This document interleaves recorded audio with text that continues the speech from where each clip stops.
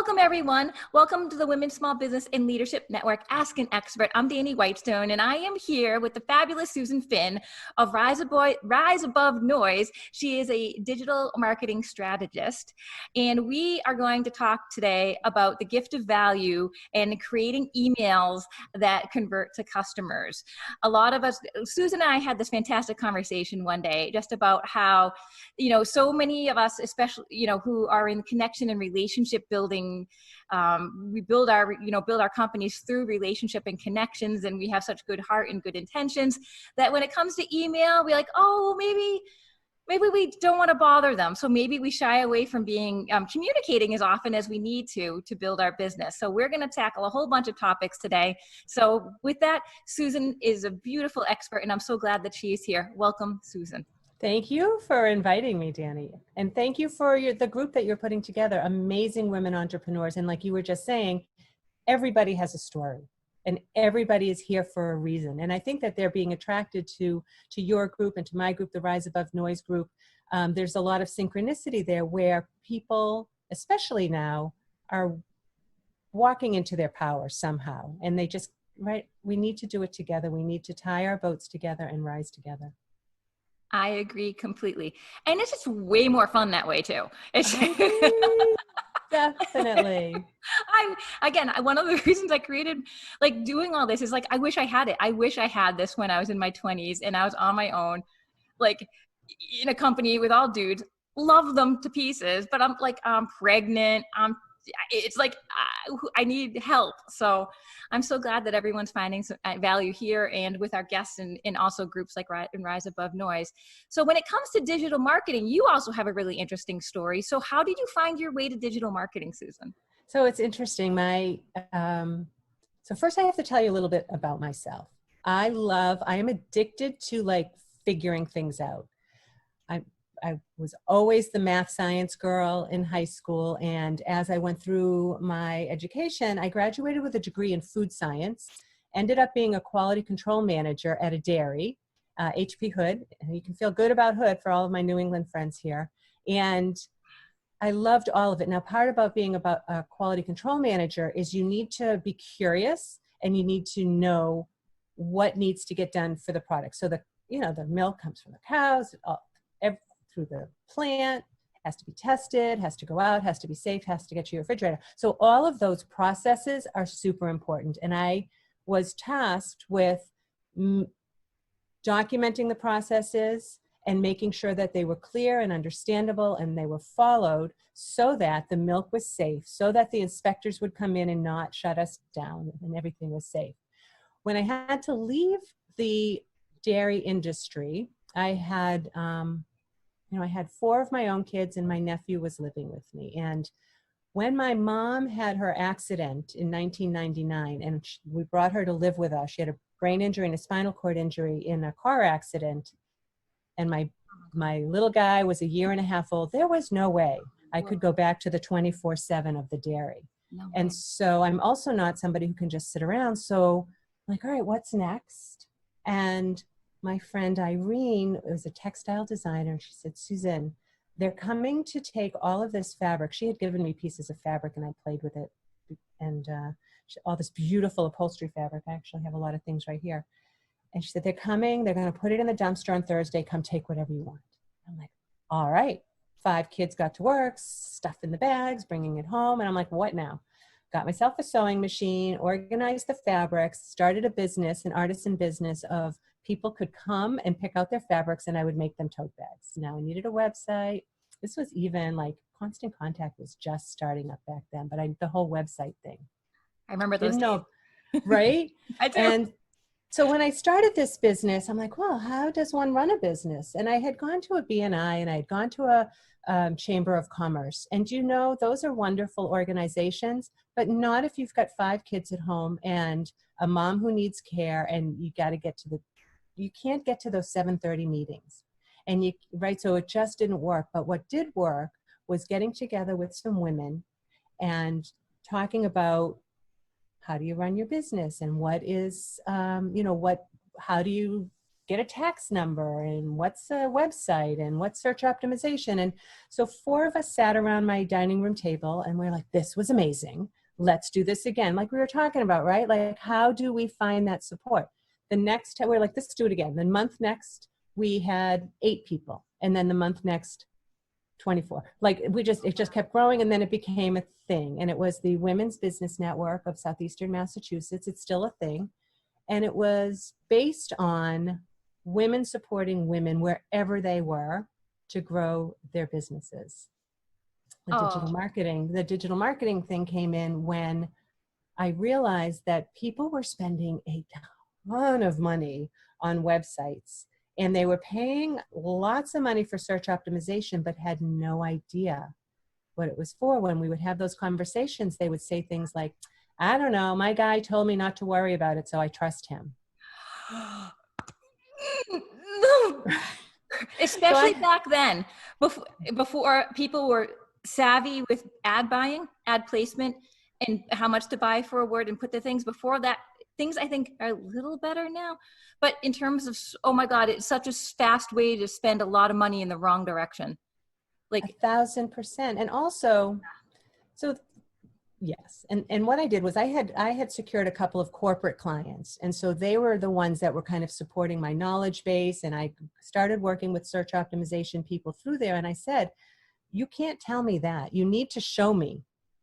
And I will, I'm not going to do your work, but I need to understand it so I know what's happening with my clients. So looking at the back end of things became not so scary. And it became fun for me because I'm a problem solver and I'm a data person.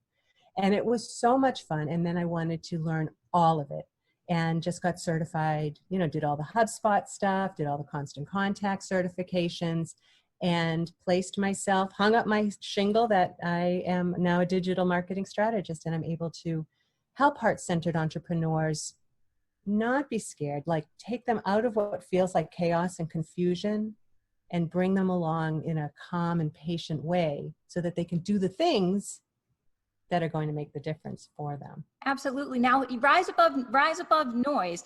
I'm talking about this. I'm going to ask about that in particular, your organization, because one of the things that the environment for marketing is noisier than ever.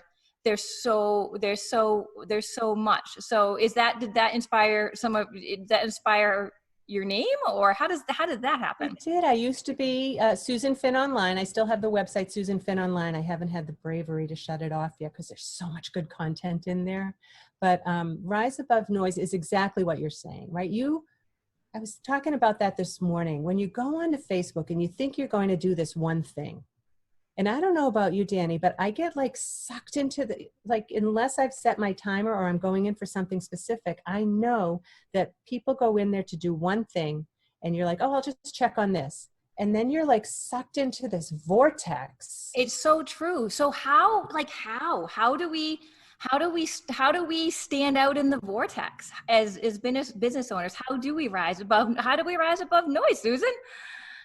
But I think some of it is that don't try to be like anybody else, and be very, very clear on where you want to go and what you want to do, and nurture the relationships.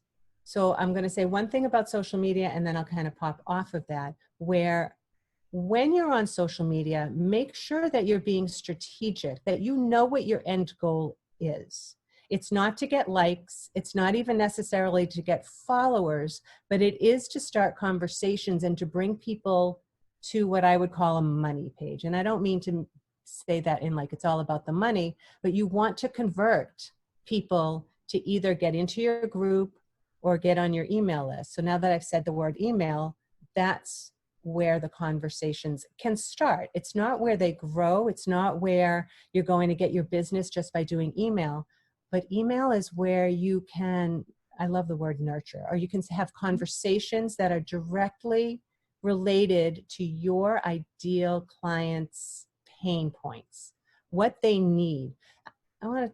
So one of the things is, and this is also how I've kind of helped with my own message. The people that I've spoken to, I'm in a number of, say, spiritual groups or healers. I work with heart-centered entrepreneurs, yogis, and energy light workers, and creatives, coaches. And each one of them that I've worked with can really change the world. They can change one person, and with that one person change the world. Parent coaches, amazing, right? Business coaches, amazing. And if you have that power to change the world, and you don't want to be silly, and you don't want to bother people in their email, you're almost being selfish, because somebody's looking for you right now. And if you're not doing the things to help them find you, then you're doing them a disservice and yourself a disservice as well. And so, figuring out how do you let people know, quick sound bites that address their pains. What are they waking up at 3 o'clock in the morning worrying about? Yeah. It's a beautiful way to frame it when you, instead of like, oh, I don't want to bother someone versus, I am, you're bringing value to someone, to try to break down those barriers of, putting the communications out more frequently. Right. It's a beautiful way to frame it. And always thinking that your goal is not just to send an email, but it's to have a conversation. So that's why we talk a lot about segmented lists and different sequences, so that you're talking directly to people. You might have one client avatar, but maybe there are client avatars with different interests as well. So let's clarify, just in case some people on the line here. And if you guys have any questions, please write in the comments, and I'll take a peek, and I'm going to say hi to some people too. Like, hi, April. Hi, Deb. Oh, early website days. I know. Oh my gosh. Weren't those the days? Oh, oh, hi, Becca. Hi, Lynn. And I was going to say, so since we have some people who are just joining us, I wanted to clarify in terms of some of the lingos that we're using, in terms of a lot of the lingo is like an email blast, and that's like when we can just send a one-off email to our list. Again, you can have multiple lists, but if you're just sending it, that's like generally considered an email blast as a lingo in the industry. But Right. Then you have sequences. Sequences have a little bit different names. They can be a nurture sequence. Sometimes people use the word campaign. So when you go, beyond here, so I just wanted to kind of lay that out before we delve into, so what, in terms of creating a conversation, what do you want to speak to an email blast versus an actual nurture sequence or email campaign, Susan? Let's talk a little bit about both. Sounds because, good. Right? So they're both tools. Yeah. So another topic, people, you said sequence, a lot of people will call them funnels as well. I think everyone should have at least one, and so autoresponders is another thing, at least one. And the one email that you should have is that when somebody gets onto your list, and let me park this over here because I want to talk about that part, but when someone gets on your list, right away, something goes out to them that welcomes them to your list. That's it, thanks so much for connecting with me. Here's what you can expect. So recognizing that they've got on your list, telling them what they can expect to hear from you, how often they can expect to hear from you, and the beauty of using an email service provider such as Constant Contact, ActiveCampaign, MailChimp, is that there is an easy way to unsubscribe from your list. That's super important. So it's permission-based, set the expectations. So if that's the only autoresponder that you have, that's enough. And so then you can either send out email blasts. Here's what I've got going on this week. Here's what's happening. Here's an article that I wrote. Here's something you should know. If you do that, make sure that they're quick. I mean, I have whole webinars on all of this, but make sure it's super digestible. A little message, a little resource, ideally bringing them back to your website if you can, and then a call to action, right? Get on a call with me, or join my group, or get on, download this thing. And so that's a way of being generous. You're going to give them something. So I want to make it really clear that nobody woke up this morning, I am sure of it, and said, I hope I find new email lists to join today. I don't think anyone does that. There's too much email. I know that. I do it for work, but I know that there are too many lists, and that people are being very, very selective and not necessarily giving their name-friendly list. So that's what I parked over here is your, there's a lot of names for it, right? Your freebie, your irresistible free offer, your lead generator, your opt-in gift, whatever it is, you want to have something that entices people to join. It can be a downloadable tips sheet, a workbook.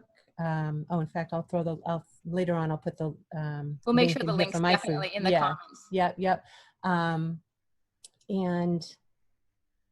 So make it so that you're giving, so that they will give you something valuable, and that valuable thing is their email address. Yes, and when we have that email address, we need to treat it as gold. We had a workshop, an Ask an Expert on, how to build an email list a couple of weeks ago with Jesse Cohn, because it has to live in a nice home, so that it can be cherished. Now, in terms of email, wonderfully, we're going to be having someone on in a few weeks that's going to be talking about Margot is going to be coming on to talk to us about, I think one of the topics is email overwhelm. She's fabulous. Yeah. Oh, so I look forward to that. But in terms of email and marketing, let's talk about ROI. So, we have all the social media, and why should we even pay attention to email? Like, what is the return on investment of actually having an email, and what can it do for us? So in the past, I've always said, and I've looked at all the studies, and it's always been right around 30%, plus or minus a couple of points, so that every dollar you spend on email marketing, $30 return. Now that more people are home and on the computer, or just basically spending more time on their computer, I'm seeing numbers around 40%. Wow. So that for every dollar you spend, so, and then there's a whole, next week I'm doing a free webinar. We'll put the link in there too, free webinar with Groundwork in New Bedford on subject lines, because you can get their emails, but people don't always open them. And how do you not show up in the spam folder, like all of those things. And what better way is there to talk to many people? The thing is too, that when you build these relationships and you're taking these email addresses and you treat them like gold, like you said, and you really respect the people on your list, and you don't waste their time, and you are generous to them all of the time, is they will continue to be on your list, and they will share and let other people know about that. On social media, it sometimes feels like you have to yell really loud, or you have to do something outrageous, or you have to put up an image that has nothing to do with your post so that people will pay attention to it. Or a lot of people putting pictures of themselves up there, something to draw. But email, people have asked to be on your list. And as long as you keep giving them value and you keep giving them things that are going to help them, they'll stay on your list. Wonderful. And one of the things I talk about with folks that I work with too is that, you want to be, kind of out of sight, out of mind. If they're not on social media, they're on email, but you have an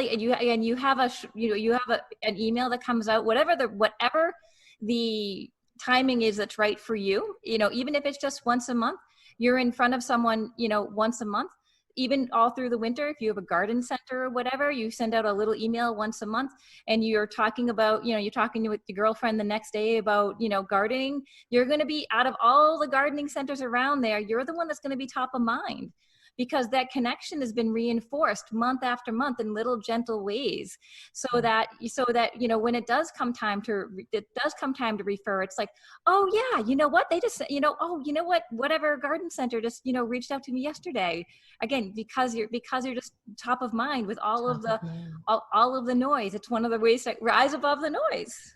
Right, exactly. And it's your list, you own it. Social media, Facebook could go away tomorrow. And if anyone's watching the news, Facebook could go away tomorrow. Twitter, forget it. Everybody's yelling on Twitter. And Instagram is fun, but it's fun. Yeah, email is a very, very valuable business asset. Your list is an asset. So we treat it that way and use it with respect. And again, users, do you have any tips on terms of please let me know, guys, if you have any questions in regards to emails. Maria Maria on the line has an unbelievable story. I love her so much. Hi, Maria. So she says, it's exactly what I've been thinking. How can Doug help me bring life to the business by offering a book signing? Because especially motivational. So Maria is married to Doug Danger, the gosh, hopefully I get this right, but he is a world-renowned motorcycle jumper. He is a Guinness Book of World Records. I love these guys so much. I have the coolest friends. Yeah. And he jumps on Evel Knievel's old motorcycle. It's absolutely fascinating. She has a book out. They have a book that just came out about his life. And he's also incredibly motivational. Like Maria is an unbelievably beautiful, incredible woman. And Doug is they're both fascinating, beautiful people, but also he had in terms of a story on his part, he, rose above and beat a cancer that didn't look good at the time either. So in terms of, you talk about, reach, the stories that come out of that can enrich so many lives. So, getting the marketing in place to make sure that we are able to connect.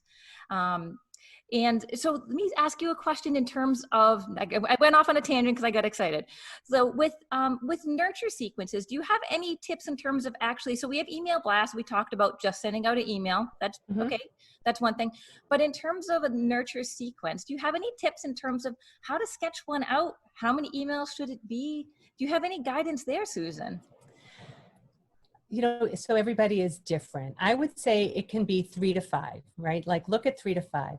Look, and just sketch out what are the 3 to 5 most important. If anybody were to ask you, what's the most important thing I should know about motorcycle jumping, right? So what are the 3 things? And you've written a book, you have all that content. A lot of people have blogs or other ways, maybe people are posting on LinkedIn. So I try to make it so that it's easy, right? It's simple. It's not always easy, but it's easier if you already have content to kind of comb through what you have and make it very digestible and yummy for people to digest. I just did a really great sequence with Kathy Leader is an amazing artist in Los Angeles, in the Los Angeles area. And of course, when COVID came, all of her workshops had to end.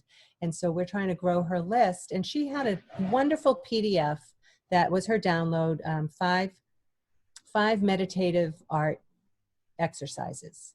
But she wanted to do more of a nurturing thing and to bring people into her workshops and into her Facebook group. So we took those 5 meditative exercises and we broke them into 5 separate emails that will go out, I think either every 3 days or every 5 days, so that people have time. You know how sometimes you download a PDF and it like sits in that folder and you never see it? But this way they're reminded, and each one reminds the recipient of the one before, so that it will take them on a journey, and each one builds on the previous one, so that at the end of it they'll have something really cool. Eventually she'll also make a video series to go with it. And I think that's very, very generous of her to do that. But definitely. What about in emails, as we actually get to wrap this up, but different things that you can put in emails? We talked about the links and the leads. What about like links to videos or that kind of stuff to bring the video component in? Yeah, so you can embed video in there if that's what you like to do. You can, actually when it says embed, like on Constant Contact, you can go in and just put the YouTube link right in there, and it like populates with the image of the video, but it still takes you back over to YouTube to do that. So it's not really in the, and I'm okay with that because, people don't spend a whole lot of time on email, and I think sometimes it slows things to come through. So you can put anything in. You can attach a PDF. You can guide people to your blog. But always, if you take nothing else away from our talk today, please always remember to have some kind of a call to action button. Make it super clear, and make it so that your email has like one clear call to action, not a whole bunch. People can't deal with that. If you have a whole bunch, send a few different emails. One clear call to action. And let's say that the call to action is go read my blog. Make sure that that blog also has a call to action, which is get on a call with me. join my group, something like that. Never do anything, you guys, without knowing where you want people to go ultimately. Yeah, definitely giving people letting people know what that next step is in case they want to take the next step. It'll just benefit our business. So I always ask about a little bit of homework. Do you want to do a different little bit of homework, or do you want that to be it? What would be, if out of all? That's to keep in mind. I do have some homework for you yes, guys. what would be this the is homework? my best. So this is my favorite tip, and I have a whole webinar on this, but I'll give you the 2-minute version. The 2-minute version is get a pen and get some paper, but way bigger than this. I just don't have it with me. Get a big legal pad and start sketching out, writing out every question. Oh, you got one. Every question anybody has ever asked you about your business. Any question anybody might. This is my favorite book. This was like a game changer for me. They Ask, You Answer by Marcus Sheridan, or find him online. Oh, I guess The Referral of a Lifetime is my other favorite. I know I have a recording, but I'm still writing it down. Yeah. I'll talk about it a lot. So write down every question and then go through your content wherever you have it, your website or your LinkedIn or wherever, and then write down some more questions as though you don't even know yourself, and then ask some friends to do the same. And then the next time you're at dinner with anybody, ask, even your family, what do you think I do for work? What would it be like? And write down all. Now, I'm not telling you to answer all of these. I'm just telling you to keep a repository of questions, because if you are stuck and you don't even know what to write in an email, now you know. You just have to answer a question. Of course, we've started talking about search optimization a little bit earlier. If you add it to your blog, it helps with the search optimization because that's the questions people are Googling. So put it on your blog, answer it on your blog, and then answer it in an email for people. So that's everybody's homework. Start writing down your frequently asked questions. That is a great suggestion. And I love how you also have you enlist friends, because you probably appreciate this. And just let me know, everyone, if you can also appreciate this, that, we do what we do for so long that we forget how much we know. So we go to write, you're like, everyone already knows this stuff. And I'm like, no, they don't. No, right. I know. So I love that. I love that. I was in two discussion groups yesterday, your group and another one today, and everybody was the same. But Susan, we don't know. You got to start way back here. You can't start up here. So that's a great way to do it. Oh gosh, everyone. So keep the questions coming in the comments. Once this live goes down, Susan and I will take a peek, and I'm sure we can answer any lingering questions. And please, everyone who's on the live, thanks Susan for joining us today. Susan's in the group, so she's with us, yay, forever. So. Yes. Oh, it's a good group. But you guys, I belong to a lot of groups and I interact with them. But I have to say, Dani's group is a lot of fun. A lot of great energy. You bring great energy, Dani. Thank you for that. It attracts amazing women like you and everyone on this line. I just look down at all the names and smile like crazy. You're just fantastically fun, incredible women. And I cannot wait. We all to all get together and party. That's what it comes down to. Yes. Do we have to come up to Vermont? You can come down to South Coast. Maybe that's good. It's going to be a rotating thing. We have a lot of houses that have volunteered. So we're just going to make it we're just going to, travel. It's going to be like a traveling party. And I think we're just going to do that. That's so good. I can't wait. Great. Thank you so much, everybody, for joining us. Thank you, Susan, for being here. And again, keep your questions coming in the comments in case we missed anything. And I look forward to seeing you guys next Thursday. There we go. Thank you, everyone. Dani. Thank you, Susan, with Rise Above Noise. Take care. Bye.